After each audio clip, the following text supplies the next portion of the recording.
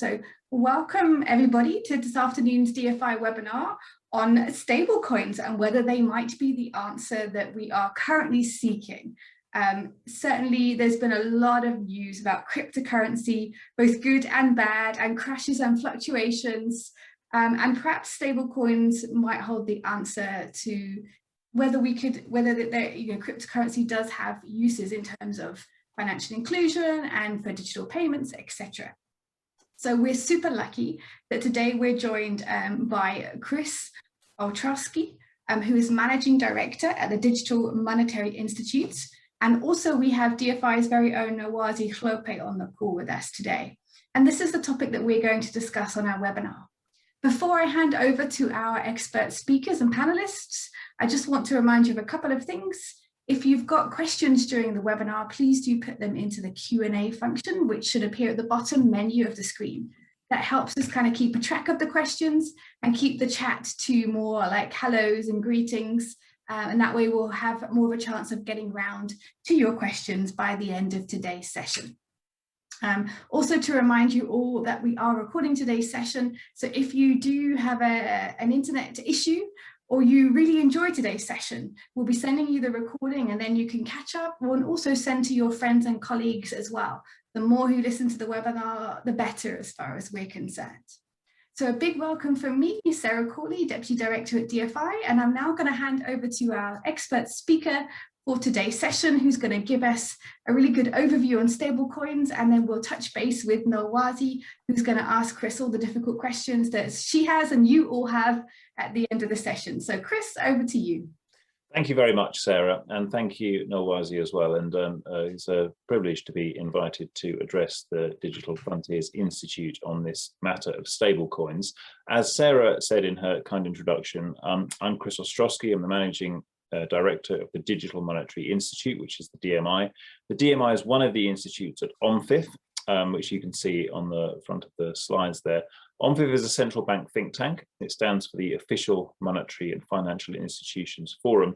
And OMFIF has been engaging with central banks, doing research with central banks and working with central banks for many years. And it's only in the last couple of years that we have taken our sort of central banking community into this area of digital finance. Before sort of 2018, we did almost nothing on digital finance. Now it's one of the biggest parts of OMFIF. And since we launched it, it's just garnered more and more interest as this has snowballed for a variety of reasons that we're all familiar with. The Digital Monetary Institute really looks at digital currencies and central banks. It brings these two entities together, and we focus on policy objectives. We do research. We bring the private sector and the central banks to meet together. And this has been absolutely fascinating, particularly as more and more interest has grown in this area. To put, I suppose, in summary, what I would say the position of central banks are when it comes to digital currencies is there are two main policy objectives: safety and efficiency. And of those, safety by far looms the largest in the minds of central bankers. Financial stability and resilience are the things which are of most interest to central banks, but other safety concerns such as privacy are of great importance as well. The fears around cybersecurity and of how these new entrants into the market, cryptocurrencies, big tech players, blockchain players, payments companies, how they can respond to the threat of how the public can be protected from the threat of cybersecurity is the most important thing, according to 82% of the central banks who responded to a survey that we undertook on this last year. So this is this is one of the reasons why there's such interest in this in the moment, because things are changing so quickly and central banks are in a position where they need to respond with their policy objectives that make sense. I'll come and talk about, come to the definition of stablecoins in a moment. The way the Digital Monetary Institute works is we have 25 or so private sector members whose logos you can see on the screen, who are members of the Digital Monetary Institute. And we have a series of meetings throughout the year. Some are public meetings similar to this, where we might have a panel discussing stablecoins, and some are private meetings where we might have a meeting with a central bank governor or someone from the BIS. And we've had some very interesting meetings recently, including with the People's Bank of China, where they've discussed what they've been doing, and also with other senior central bankers from all over the world. It's a global think tank. And the symposium that we hosted at the end of April last year, I think some of you attended that or tuned into that. It was obviously virtual. We had 115 central banks attend, and that was the main event in 2021 where central banks discussed their CBDC concerns on the wholesale side and on the retail side. And we covered many different topics there, of one of which was the role that stable coins will play. So looking at stable coins in particular, I mean, before I start reading out any of the definition of what a stable coin is, I think we should probably just take a stock of where we are. Sarah spoke about cryptocurrencies and how the value changes and the volatility of it, and it's never out of the news for any serious length of time. In truth, Bitcoin in particular and other cryptocurrencies have not really been a success as a stable store of value. What their greatest advocates touted them to be was to be an alternative form of payment that was going to be as good as a sovereign fiat currency, sort of similar to the dollar. And it's not really been like that. It has been a useful asset to invest in for some investors who have made a lot of money out of it. And it is also a useful alternative for some people if, for whatever reason, they don't want to use their own native fiat currency, their own native sovereign currency. But as a stable sort of store of value, it hasn't really been a success. And because of that, there has always been this desire to link cryptocurrencies to fiat currencies, to link cryptocurrencies to something that we have as a familiar trust point when it comes to the store of value. And there are a variety of reasons to want to do this. I mean, if you want to hedge the value of a cryptocurrency, you need to link it to some sort of fiat value. If you want to cash out to turn your Bitcoin or your Ethereum into dollars, you need to link it to a fiat currency in some way. And also simply for transactions, because cryptocurrencies are not used everywhere, you have to be able to convert them. So that convertibility has nearly always been linked to something more stable, and that's where the concept of the stable coin comes from. And for the most part, I'm going to be talking here about stable coins which are linked to fiat currencies, principally linked to the dollar, which is obviously the world's foremost currency for international use. But you can link cryptocurrency to something else. You could link it to gold, you could link it to a basket of other cryptocurrencies. But for these purposes, we'll really sort of consider stable coins being linked to the fiat to the fiat currency, and principally the dollar. Well, if you look at these definitions here, I mean, the key thing here is it is a privately issued currency, but it is something that maintains a stable value. So it's different from a central bank digital currency because it's not issued by the state in any way. And you can see some of the words that are used there are cryptocurrencies that aims to maintain stable value relative to a specified asset. Their validity is verified based on the token itself rather than the identity of the counterparty. And there are some examples that we'll go through later of existing stable coins, including the USD coin, Tether, and others. And the idea here is that this can be integrated through technology in a way that sort of traditional currency, commercial money, and bank money cannot. So this is what a stable coin is. It's a privately issued coin that maintains stability through linking it to something else. And stable coins come in all shapes and sizes. Not all stable coins are born equal. So you have stable coins that are clearly and obviously linked to some sort of fiat-backed credit. And so if you look at the one in the middle of the screen there that says one-to-one fiat-backed, the US dollar coin might say that, well, it's issued by regulated authorities. Anyone can see what the sort of capital requirements are. You can see that the reserves are there, and you can check that it's a stable coin that has been properly is properly backed up. If you look at on the one end of the spectrum there, you see things that are not correlated.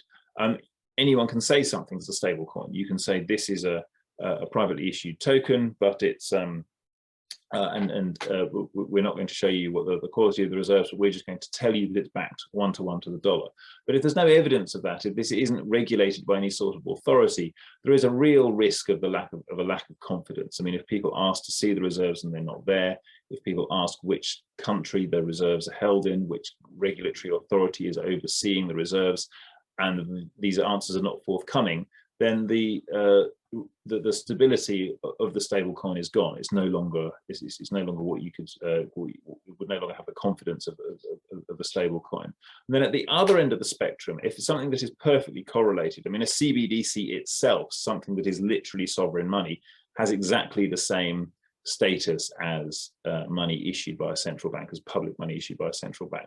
And then there are some innovations sort of along the spectrum there. I mean, you can actually go beyond 1-to-1 fiat backing. So rather than saying this stable coin is backed exactly, dollar for dollar, high quality liquid assets can be held by the stable coin issuer as an additional buffer.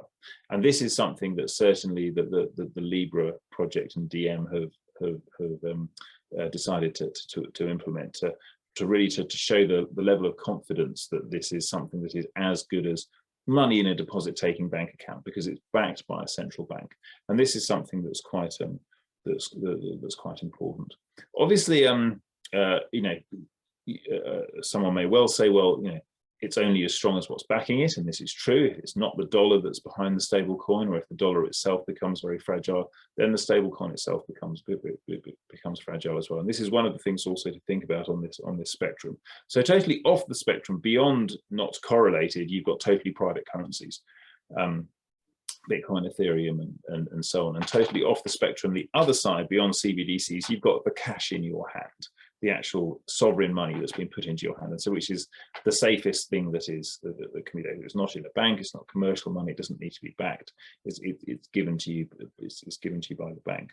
I mean, the key thing to note here is that the stablecoin has been privately issued, so it's not the same as CBDC or cash. So that third-party involvement is perceived by some observers to generate more risk, and this is obviously something which has, I suppose, triggered quite a lot of debate and interest here. Now, we can't talk about stablecoins without also talking something about the underlying technology.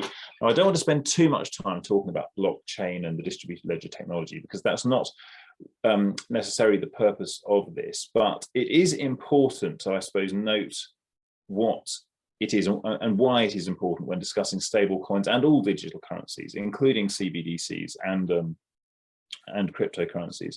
Most cryptocurrencies are heavily dependent on some sort of blockchain infrastructure and blockchain technology. A CBDC doesn't have to be. You can launch a CBDC without any blockchain technology at all. DCEP, the Chinese central bank, the PBOC, have issued a central bank digital currency barely using any blockchain technology at all. So, but on the other hand, when you look at what is the reason for this, the reason why, the role that stable coins have in linking private currencies to fiat currencies, it is very important because central banks, this is something that we keep seeing here at HOMFIT in the Digital Monetary Institute, they often recoil at the concept of a decentralized ledger, a public, open, permissionless operating system, which anyone who can write the code can be involved in, is often the anathema to what central banks see as their core identity, as a single sovereign issuing party. And so there's quite a large, I suppose, psychological barrier here to a distributed ledger rather than a centralized issuer. However, I mean, blockchain and the DLT do enable transparent, immutable transactions in a secure environment. I mean, this is true. There's you cannot challenge the fact that the blockchain can do this. You can't copy it.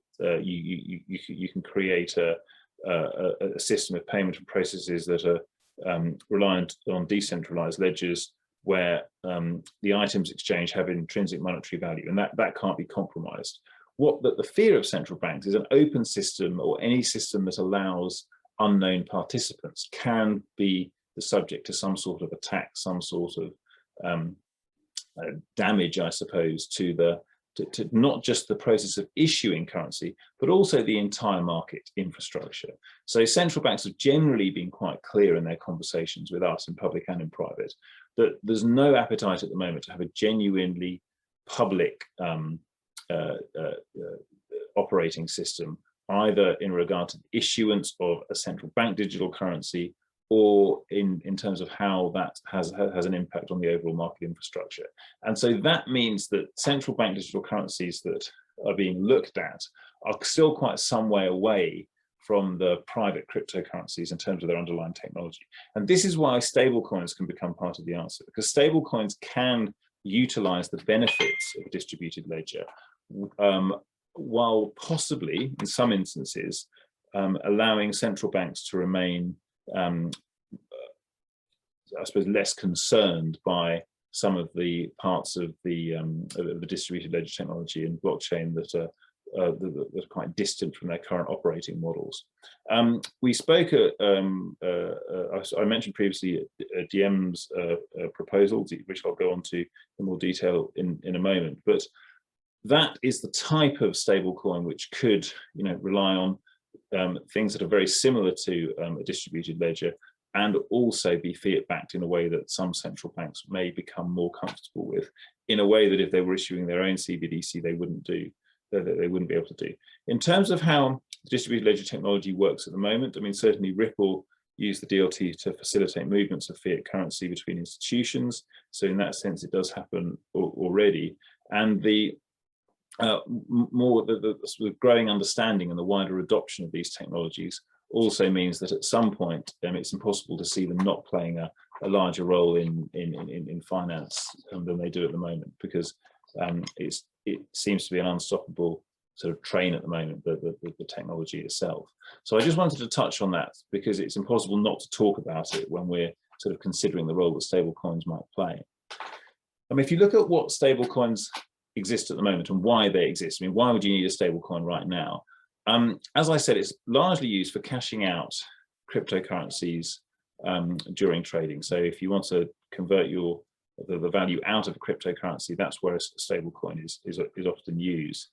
I mean, in the wholesale space, and this is quite an interesting example, you have some central banks looking at interbank lending, and I know that the Digital Frontiers Institute is often more focused on financial inclusion and these sorts of things, but it's important just to have just to consider the implications here, because if at the wholesale level, if at the level of interbank lending, central banks accept that commercial banks can deal with each other in a way that doesn't require clearing and settlement through a central bank, then you have there the genesis of a digital currency in some form or another.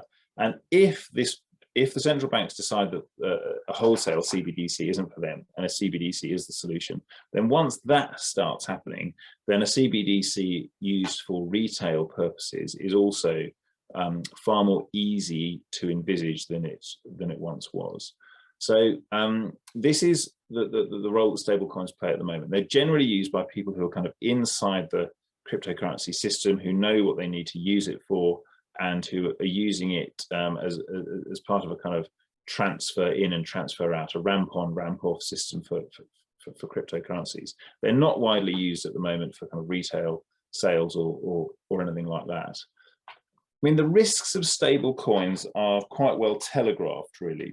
And there was much discussion about this at the G7 central bank governors meeting last Friday. I mean, there is still a lack of oversight and governance from central banks of the issuing parties. The private issuing party is not like a commercial bank, which is heavily regulated, where the Basel III requirements, there are capital buffer requirements. The issuing parties themselves are generally not well known to the regulatory authorities.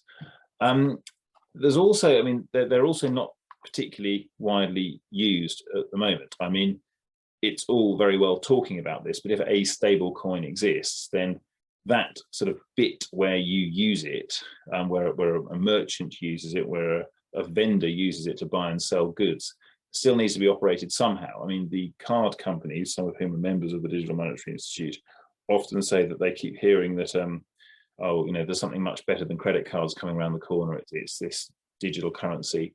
but the actual end, the last mile of how money is spent and how money is exchanged in a retail environment is still something that has to be worked out. It has to be done somehow. And someone's got to pay for that. There's got to be some sort of investment to make it happen. And this is one of the things that could stall not just CBDCs, but not just stablecoins, but CBDCs as well.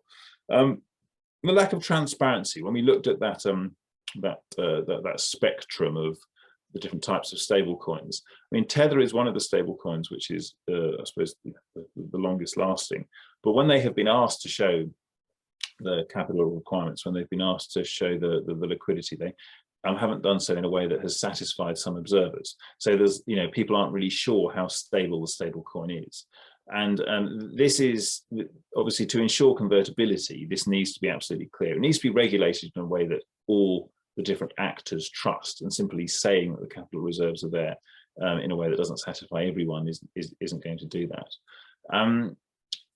The other issue is, if you have any sort of reserves, those reserves themselves are also subject to constant adjustments, FX adjustments. So if it's linked to, again, the dollar appears to be stable, but it could fluctuate. It could be linked to a different currency that's not as stable, that fluctuates even more so. And then you have a situation where the reserves themselves constantly need to be reviewed, need to be updated. And so this is one of the areas which one could argue affects all deposit-taking banks anyway, but it is important to make sure that these things are considered if a stable coin is being produced, and if a stable coin is being regulated. Similarly, if banks do go the full 9 yards and actually launch a CBDC, particularly a retail CBDC, which at the moment has only happened in one small island economy, but if this was to become something that took off in the 2020s, then the need for a stable coin is then somewhat reduced.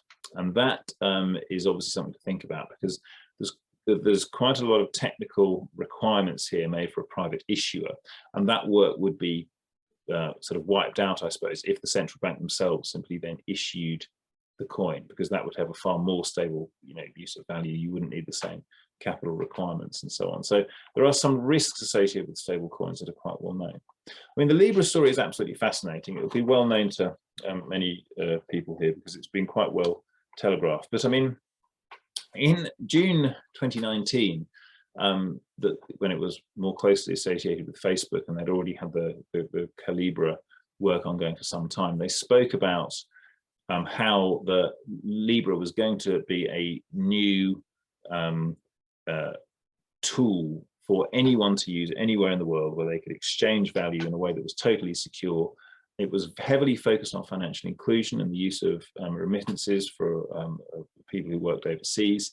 And this was something that was done in quite a kind of a way that was fairly sort of normal for big tech firms, for cryptocurrency. The kind of the press announcement, the way it was described, move fast and break things, was absolutely in keeping with that sort of mentality.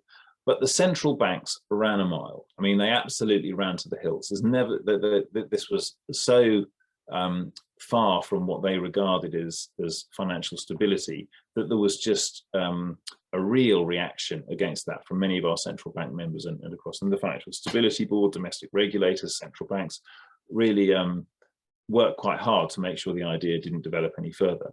And so then you saw the difference, a few months later in April 2020, when there was Libra 2.0, that was very, very different. I mean, between those two, Libra 1.0 and Libra 2.0, there was there was quite a lot of consultation, including with OMFIF, and we sort of explained what it was about the way it was presented that central banks didn't like. And I think there is a general recognition that an entirely new monetary system, when financial stability is so important and market infrastructure stability is so important to central banks, governments and regulators, then Libra 2.0 made some more sense. And the difference between Libra 1.0 and Libra 2.0 is Libra 1.0, you had a system where there was a new Libra currency, a Libra coin, backed by a basket of currencies, a multiple basket of currencies, which was then used by the end user on WhatsApp or Facebook. And Libra 2.0 was very different. It would be called the Libra dollar. It would be backed by the dollar in the same way that they would guarantee a deposit in a bank. And it made a lot more sense in a way. And then there was on top of that the additional requirements that I showed you on the spectrum, where they were going to get high value liquid assets to support it still further. So there was going to be a Libra dollar, a Libra pound, and Libra euro, and so on. And that makes it less of a kind of big bang approach. But for a variety of reasons, this still hasn't launched. I mean, this was something that the FINMA, the Swiss regulator, had been tasked to approve, and so far that hasn't happened. And this has now morphed into Libra 3.0, which has since been called DM. The name change was earlier in the year. It wasn't in May. And this is a very sort of different beast from Libra 1.0. This is a far more Fed-friendly endeavor, where the coin issued by Libra would basically be very similar to what you might call a synthetic central bank digital currency, where it's Libra or DM creating and issuing it, but it's entirely backed and regulated by the Fed in a way that would be analogous to it being a CBDC, to the extent that Libra themselves said that they would actually withdraw the stablecoin were the US government and the Fed open to actually issuing a CBDC themselves. And when you get to that stage, it becomes then fairly difficult to differentiate between a stablecoin and a CBDC, because it's almost so far down the spectrum and so closely linked to the sovereign issuer that the stablecoin looks and feels in the mind's eye of the user like something very similar. And that's not too dissimilar to what there is in China at the moment with the EU1, the DCEP that's being created. It's not a stablecoin, it is a central bank digital currency, but it's being created in such a way that the user uses it through a private authority, a commercial bank, one of the big four Chinese commercial banks, and it's guaranteed and used in that way. And as well as this, you also see the DM Association sort of growing their base with more conventional players. So as well as using Instagram Pay, WhatsApp Pay, Facebook Pay to use the DM stablecoin, you would expect to see card companies like PayPal, MasterCard, Visa also find a way of incorporating that as a means of payment. So in that sense, stable coins, when you saw on that spectrum, not all stable coins being born equal, the Libra 3.0 is almost totally the other end of the spectrum to where where Libra 1.0 is. And it's been fascinating to see this, because the central banks have very much been quite united and clear in terms of what they're looking for in this space. So in terms of the sort of examples of stable coins that we have here, so we've spoken quite a bit about DM, formerly known as Libra. I mean, the psychological impact of that has probably been more far-reaching than anything else. So I think that, and probably the launch of the People's Bank of China EU1 have been the two things that have really forced some central banks to do more work in this space than they ever thought they would. Certainly as recently as 2 years ago, I would speak to a central bank that would say, no, I'm not doing anything on digital currencies. We just regard Bitcoin as a kind of investor fad, and we're not going to do anything about it. But the growth of Bitcoin on its own wouldn't have been enough to trigger this. But the growth of Bitcoin with the launch of Libra DM and the advances made by the People's Bank of China with their CBDC have absolutely forced central banks to take this far, far more seriously than any of them ever thought they would, and have made them sort of launch projects and do genuine bits of research into how a digital currency might work and how stable coins might work in a way they never thought they would have to. However, having said that, it doesn't appear to me that we're imminently close to a CBDC launch, apart from the one in China, anywhere else in the immediate future. I think some sort of other arrangement where you have some private currencies and some more acceptable currencies which are similar to stablecoins, or which are stablecoins, are going to be part of the solution. But you really can't underestimate the impact of DM as the stablecoin idea invention, which has had the biggest impact on central banks and on digital currencies more widely. And so the other ones we did speak about briefly before as well. Tether, I mean, has been launched in 2014 and is very popular with cryptocurrency users all over the world. It has had the questions about its viability and its sort of capital requirements as ones that haven't gone away, but it's still very widely used. And then the USD coin, launched in 2018, is a stablecoin managed by Circle and Coinbase. And because it's issued by regulated financial institutions, there is that degree of, I suppose, regulatory oversight through the issuer, which is important to some of these authorities as they consider what stablecoins can do. And DAI is another one which is also backed by the Ethereum blockchain, created in 2015, and is also pegged to the dollar and backed by Ethereum. I mean, stablecoins are in the news all the time now. I mean, in earlier turn of the year, it was often about CBDCs. Now it's more about stablecoins. So I think it's difficult to really know. I mean, these headlines are from the last 2 days, and that's a FT headline from Monday, and that's the 7th of June, or just 2 days ago, about the G7 outcome for the end of last week.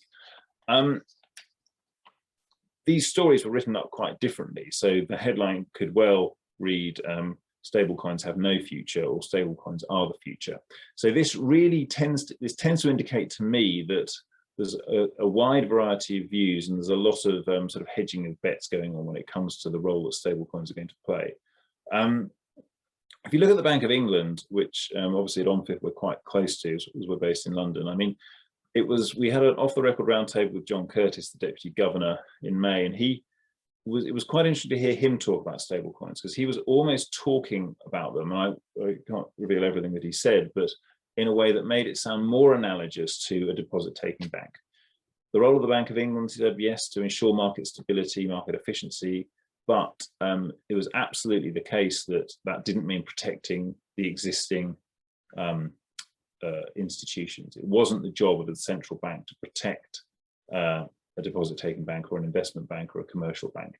If another institution wanted to launch a stablecoin would be treated in a way that was fairly similar to commercial money, fairly similar to the money in your bank account, and that was very interesting as well. So CBDCs could certainly be the way forward. I mean, the oversight issue, the transparency issue, and the liquidity issue, those things that we spoke about, are still the things that the central banks talk about more than anything else when they are considering the role that the stable coins will play. But also the G7 central banks are something not too dissimilar, a clear desire for more cooperation.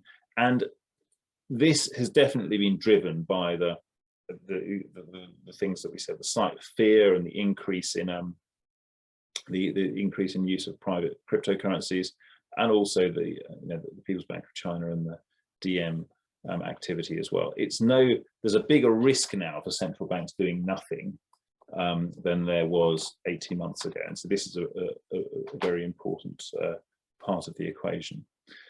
And so, I mean, the title of this talk was "Are Stablecoins the Answer?" I mean, I think, some of these are just my views here, but I do think stablecoins will form part of the solution. One risk is that the acceleration of central banks working to CBDCs becomes a game changer in itself. And there's no need for any of the sort of reserve assets, no need for the central bank to be the overseer or to demand greater regulatory oversight, because they themselves will be the issuer. And the DM said that they would actually phase out their stablecoin if the Fed introduced a CBDC. I think if CBDCs don't accelerate at that speed, then stablecoins will become part of the furniture alongside cryptocurrencies.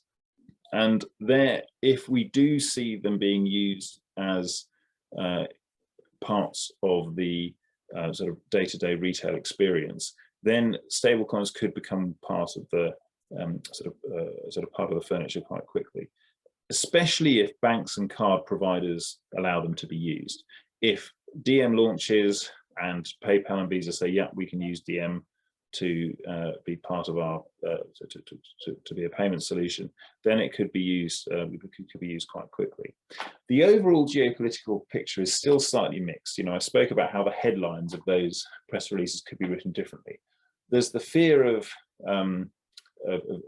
sovereign monetary authorities losing control, but there's also the kind of G20 payments roadmap, the slightly sort of bigger vision of, the current system has its own risks. The current system, if you look at what's happened with central banks, some of them have been subject to fraud, sometimes in emerging markets. If you look at some of the things that have happened, particularly since 2008, the existing financial institutions carry risks as well that are quite severe. If these technologies and if stablecoins can de-risk the global economy, then that should also be considered as one of the driving forces behind this. So the answer to the question, I do think stablecoins will be part of the solution. I think they're, my personal view is we're more likely to see an introduction of a stablecoin type solution before we see wide-scale use of the CBDC. But though I think they will just be one part of the answer as we move towards a world of using more digital currencies in the 2020s. Thank you very much.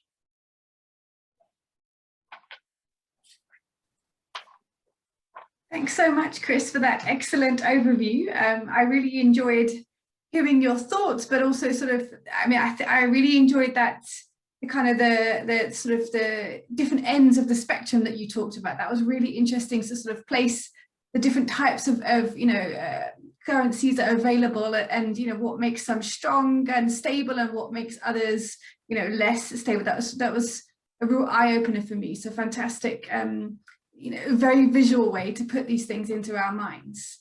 I'm going to hand the mic over to Nolwazi because I know she's got a few key questions to ask before then I'll take it back and we'll hear some of the questions from the audience. So Nolwazi, over to you. All right, I think, thank you, Sarah, and thank you so much, Chris. I thoroughly enjoyed your presentation, as I'm sure our attendees also did. For me, I think just looking at some of the questions in the Q&A, I'll have one first short initial question, and but then I'll also just give you my main question as well, and then give time to all the other questions in the Q&A. I'm seeing that there seems to be a bit of a very thin line in understanding the difference between your stable coin and your Bitcoin. Yes, they're under the same basket, as you said in the definition. It can be defined as a cryptocurrency that aims to maintain a stable value. But how can you better explain why the central banks are focusing more on them and are more open to them, whereas you see in a lot of developing countries, central banks have just flat out said no to cryptocurrencies? Find the unmute button. Yes, thank you. The key, they both have private issuers. So a cryptocurrency and a stablecoin is issued by a private institution. So that is the common theme that makes them different from money issued by a reserve bank, by a central bank. The difference is, I suppose you could probably think of it in terms of your bank account. Whether you like it or not, the money in your bank account, if you say bank with Standard Bank in South Africa or Echo Bank in Nigeria, the money in that deposit, the money in the bank is guaranteed by the central bank of the country, but it is commercial money. It's not actually the same as the cash in your hand. That's not actually your money, even though you're the owner of the bank account. It's the bank's money, and it's what they call commercial money. But then that, in the mind's eye of the user, people think the money in their deposit is their own. And if you if done in the right way, a stable coin could have that same sort of level of trust if it is guaranteed or linked to a fiat currency. The money like the money in your bank account is, if you regard it as valuable as the dollar in your hand, then you have a stable unit of value in that way. Whereas a cryptocurrency could never be considered that way. Even if you opened a crypto account, even if say a bank said, right, we're going to start opening crypto accounts, if you put it in there, you would know that if they fell in value, they would be gone. That's it. Wherever you hold your cryptocurrency, the rise and fall in value is totally on you. There's nothing to back it up. So in that sense, it's quite different, because if it's linked to something that has the trust of a stable value, then it is a different thing. So even though they've both got private issuers, part of this is the kind of trust and the mentality and the psychology of how we value things that we know. And that's why it's called a stable coin. So it's got a stable unit of value. Thank you very much, Chris. I think that helps put in that fine, thin line where, because I'm seeing quite a few questions seem to be confusing the two. But then my last question, then I'll hand over to you, Sarah, especially as I'm looking at time, is you touched on the one benefit of stablecoins around potential global de-risking. And I was thinking along those lines of, okay, say DM launches backed by the dollar before the CBDC is launched in the US, and it's launched and has great uptake. How can central banks in the developing world compete with that, especially where if, per se, at some point they even catch up and have a CBDC, we know that the risks with CBDCs come with privacy issues in the design. And people generally find that they do not trust their governments, even if, say, the government at some point starts issuing a CBDC. How can central banks in those countries still maintain their monetary sovereignty with these issues? Or how could you advise they start thinking about it? Because this will be a significant threat to their monetary authority or their monetary powers. It is certainly the case that if you have a global form of digital currency, then the risk of capital flight, of a collapse in a local banking system that does exist, especially if it happens suddenly. If the transition is sudden and there's some sort of fear of instability in an emerging market, local banking community, and you can simply transfer your money out of your account into your WhatsApp wallet and in dollars, then you can have so many different problems at once. You can have a collapse of the local banking system because they all go. You have capital flight, money is taken out of the local currency and put into dollars, and you can have all sorts of. I mean, you can see why central bankers would recoil from that sort of thing being possible, and rightly so. I mean, we don't want to, creating sort of that sort of instability is in no one's interest. You've got to also remember, though, that in some countries, some emerging market countries, there's also this issue of people not trusting their fiat currency and using cryptocurrency. So if cryptocurrencies grow anyway, then the central bank has to do something. So signing up to a sort of a global currency that's not fixed in any way and has no oversight, run by DM or the Fed, has risks. Doing nothing has risks, because if there's some sort of collapse in some of the cryptocurrencies being used, the economic impact in some emerging market countries will be enormous. So you have to do something. If the objective is financial inclusion and is greater financial empowerment, then there are definitely tools there right now that can help you. If you were starting today, right now, you wouldn't, in an emerging market country or any other country, actually say, well, what we're going to do is we're going to have paper notes and coins, these odd things that spread diseases, that are hard to hold, that you can easily be robbed of you. You wouldn't start there. And you also wouldn't say, well, okay, if you don't want that, then you have to open a bank account, and then you need an ID card, and you need a fixed address, and you need to go and give your signature. You wouldn't start there either. You would actually start with one of the things that more people have got than anything else. More people have got a smartphone, more people have got WhatsApp. That's where you would probably start if you were creating a currency and there was nothing to compare it to in the world. That's probably where you would start. And so if you think about it from that perspective, if you give people the opportunity to use what they have, and some of them, people generally do trust their, they use their phones, or to make phone calls and do those sorts of things. If they had the opportunity to have a stable unit of local value, that would be a good thing for a government and a central bank to provide to their people in all countries. And so I think if you start from that point, then you can see how what you're trying to achieve here, it will be beneficial and you can mitigate the risks of private cryptocurrencies, some sort of global currency that brings with it all those sorts of problems that I described. Right, thank you very much, Chris. Let me hand back over to you, Sarah. Thanks very much, Nawazi. And I want to touch on the topic of like trust. So we've had questions coming in about, you know, is there issues of fraud, and can we trust, you know, cryptocurrency or stable currency? And I guess, like, yes, we should, you know, we definitely think we can trust central bank digital currency, because obviously that's linked directly to fiat currency. But, you know, I guess on a personal level, Chris, you know, if you had to send someone money digitally in a different country, would you personally send some Bitcoin? Would you send something like Tether, or would you do a bank transfer? You know, let's get your ideas on this concept of what we can trust and why, and what your own personal experiences are. Well, at the moment, I use the tools that are available to someone like me in London. So I have PayPal, I have bank transfers. The banks that I use are heavily dependent on the SWIFT network, which is has a real position of importance when it comes to interbank retail transfers and so on. What I would like to do is something like, I mean, let me put it like this. I mean, for remittances, this can be important. So if you were working in on a building site in California, and you were paid $200 for the work you did that day. As you finish your day's work, the foreman at the building site could pay you $200 onto your WhatsApp at that moment. You could then send it to your mother in Guatemala. You could send $50 to her in Guatemala at that moment, and she could walk to the grocery shop and pay for the person who she bought her groceries from $10 right there and then.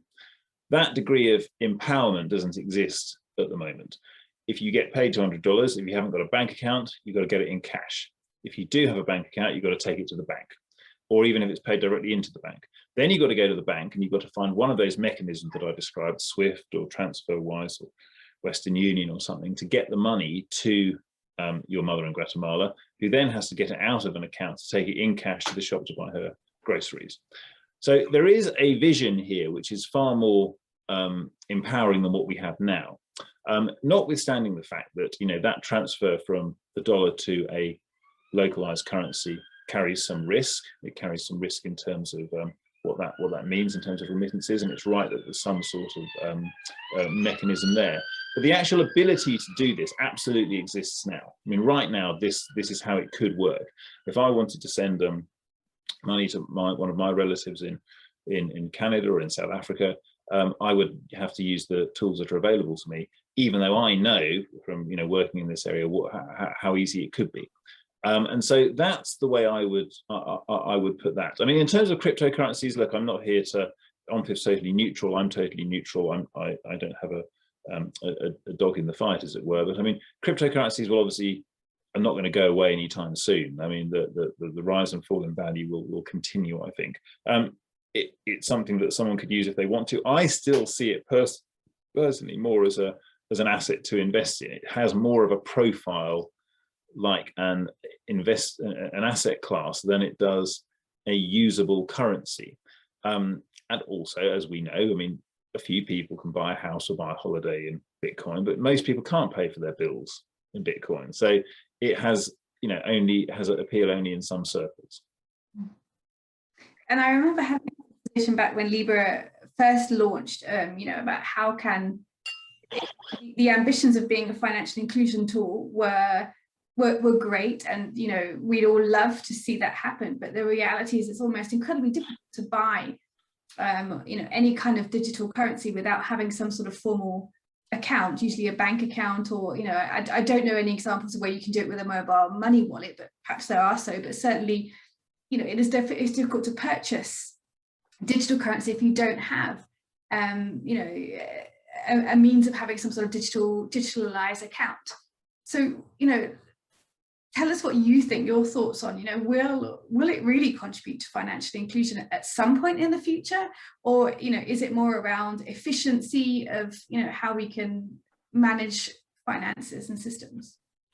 I think it can contribute to greater financial inclusion, because you do have people who, for whatever reason, have a mobile phone who don't have the same access to a bank account, or don't have, or who, for whom particularly sending and receiving remittances, don't have the same opportunity to send and receive money with the technology that does exist but isn't really used in a way which it doesn't exist at the moment through the system of banks and credit cards and PayPal and so on. So I think it could be that. I mean, you've got to always sort of, you know, put yourself in the minds of the end user here as well. And it's very easy to forget that sometimes, because you can start thinking about monetary policy and capital flight, and then particularly the people from a technology background.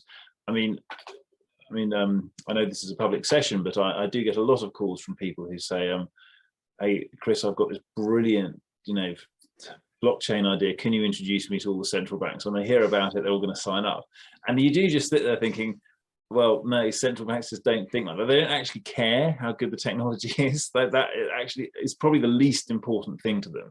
What they care is about the policy outcomes and whether, and the fears. You know, they're quite conservative organizations. They don't want to take a big risk with the whole market infrastructure, with the whole local banking system, the whole currency. They just don't think that that's their job to do that, and it's not. And so there's a real sort of clash of cultures here with the official sovereign sector and sort of Silicon Valley in shorthand, but crypto type activity all meeting. And this is what the Digital Monetary Institute tries to overcome. So when you look at the end user, and this is what they found in China, and when you do hear about some of the way they've done the experiment in China, it is quite interesting. They decided that the central bank wouldn't issue the currency, but it would instead sit with the commercial bank. So if you have your normal bank account, you know, in your account, you can see your bank account money, and you can see your EUR, your digital cash. So the digital cash is the same as the hard cash in your wallet, and the digital and the commercial money is the same as the money that's in your bank account that has a bank account number. So in that sense, it's not an account-based system. It's a token-based system where you're using the commercial bank as the means to use digital currency. And that does make some sense if you look at the end user. If you have a bank account already, if you're seeking to get this adopted, changing too much too quickly isn't a particularly clever thing to always do when it comes to these sorts of new technologies. So I think it is going to be reliant on the other financial market players. I think commercial banks will have an important role to play. I don't think that this is the end of this marks the end for them at all. I also think, particularly with stable coins, that's probably where you're going to have to, having some sort of being signed up for something, whether it's your Amazon account, your Facebook account, your WhatsApp account, you're going to have to be signed up for something, even if it's not a bank account, to use a stable coin or a digital currency, in my view. So that's what I think will happen. So you can't completely short circuit it in the way that cash can, which is literally cash in your hand. Great, thanks for those insights there, Chris. And, you know, I guess we titled this webinar, you know, are stable coins the answer? And it's a difficult one to say yes, you know, definitely yes, definitely no. You know, I guess it, you know, as you say, it depends on, you know, the context, who's involved in the, you know, what the aims are going to be. But, you know, if you can, for the last just couple of minutes of the webinar before we close today, if you could just, you know, sort of highlight for us, you know, some of the key things that make you think that you know, stable coins are going to be here, and we're going to see more of them. Particularly, like, I know a lot of people on this call are from Africa and Asia, where cryptocurrency itself is, you know, often still banned. You know, it's you're not allowed to use or trade in the countries. You know, what are your predictions, and what should we be looking out for in these continents in particular? I certainly think that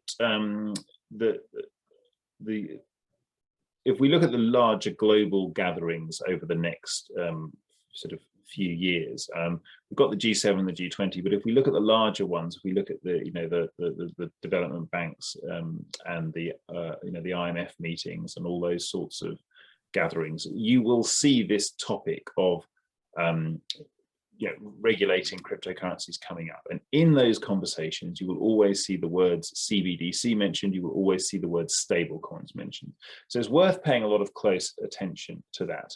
The other thing that you will always see a lot of is financial inclusion, but that's not a new thing. I mean, people have been talking about financial inclusion and microcredit, you know, for years. So that's not a new thing.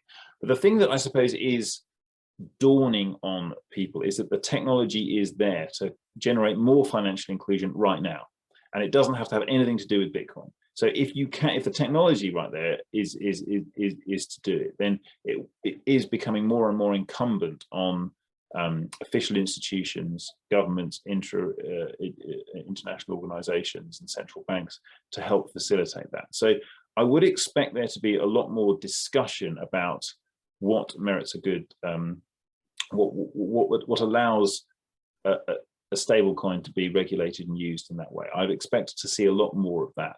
I would also expect to see some more developed countries perhaps pushing further ahead on this. We didn't talk about it much today, but the wholesale side of it, interbank settlement, large interbank settlement of investment banks who do trades with each other for multiple billions of dollars, that's pretty, you know, removed from the day-to-day experience of people who use the currency. But if a CBDC or a stablecoin solution is used for those sorts of sort of theoretical transactions, then it will become easier for, say, the UK or Switzerland or the US to create a stable coin, or to I suppose approve a stable coin which can be used in day-to-day transactions in a way they're currently not. And so if you have a stable coin that's not linked at all to cryptocurrencies as a kind of ramp on, ramp off tool, but can actually be used in a developed country, then I think you would then have the opportunity for other countries to follow suit in that way. And certainly the way, I mean, there's a big difference in how it's spoken about. Certainly some countries, some central banks do say that it's not, you know, if we don't mind what the institutions are, it could be big tech, it could be a big bank, it could be a credit card company.